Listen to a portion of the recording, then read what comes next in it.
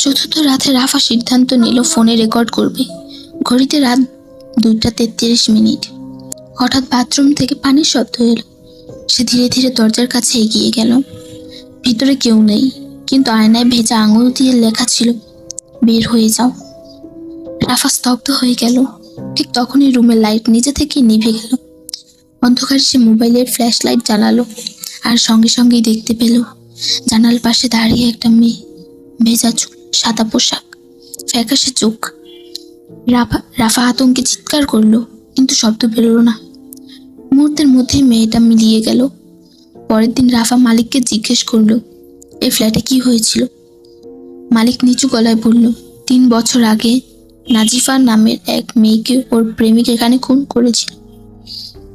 রাত 12টার পর থেকে ওর আত্মা ঘুরে বেড়ায়। রাফা ফ্ল্যাট ছেড়ে দিতে চাইল, কিন্তু মালিক বলল, এখন আর সম্ভব না। তোমাকে পূর্ণিমার রাত পার করতেই হবে। পূর্ণিমার রাতের রহস্যই বদলে দেবে সবকিছু।